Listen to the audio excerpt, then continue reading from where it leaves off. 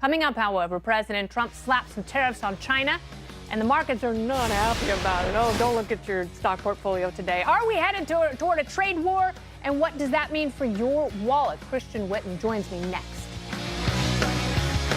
Well, the U.S. is already feeling the effects of the trade war. An Iowa State economist estimates Iowa farmers will lose out on over $600 million this year alone due to China's retaliatory tariffs on soybeans.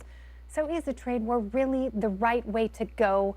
Joining me now, former senior advisor for the State Department under George W. Bush and President Trump, Christian Whiton is here. Welcome back, Christian. Great to be here, Kennedy. So when I hear Peter Navarro saying that China's going to be out of bullets first, my first question is, why are we shooting each other?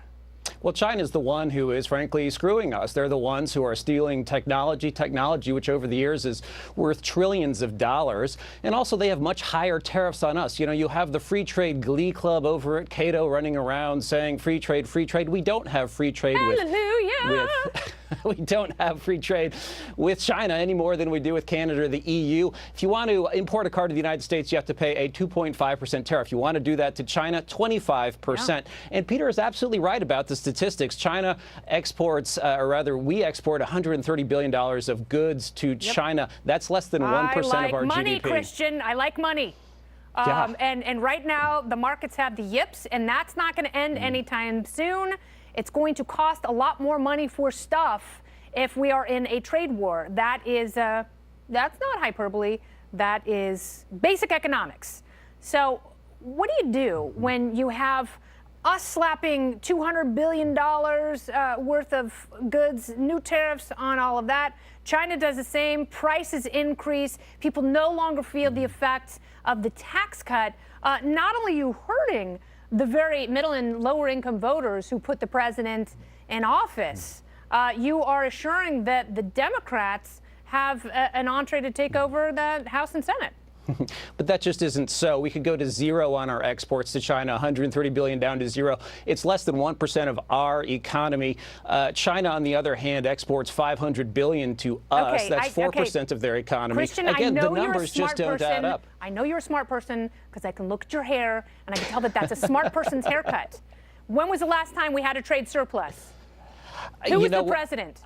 It was, I would imagine, Richard Nixon, because it was frankly the end of Bretton Woods, the departure from the gold standard that started this whole thing, and all of the free trade stuff. I don't look back and go, oh, I'm so wistful for the Gerald Ford days. When the economy is doing well, and right now it's doing well, we have more of a trade deficit because Americans buy more stuff. The idea that we have to have complete parity in trade with China or anyone else is economic communism. It's not. It's the opposite. And if this one-way trade with China, where they are robbing us blind, stealing our technology, it has enabled them to undergo a massive military buildup. I know you free traders like to say that free trade, you know, we can do that and not have a military and everything's going to be fine. No, we don't say that. The dominance of China in space, the dominance in the South China Sea, no one's ever said that. Everything they're doing has been enabled by the massive transfer of capital, which since 2001, since we let them in the WTO, amounts to $4 trillion of capital that's moved from the United States to China.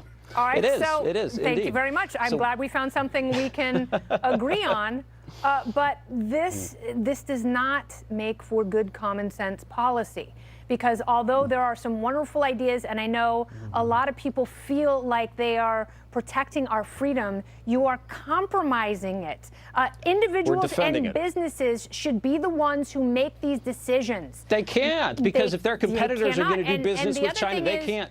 Google cannot stand up for its intellectual property if all of its competitors are playing ball with China. IP theft with tariffs is not only dishonest, it is worse than dishonest. Well, how else are we going to respond? We've been lecturing the Chinese for decades. The Bush dynasty did that. The Clinton dynasty did. It doesn't work. We have to use the bullets we have. I would give them a big spanking. No bullets, paddles, spanking, kinky. Christian Whiton, thank you very much. The fact is, we have the leverage and they don't. We're going to win this one. I got the leverage because it's my show. Now we got to go. But I'm really glad you were here. Please come back. Thank you, Kennedy. Okay, bye.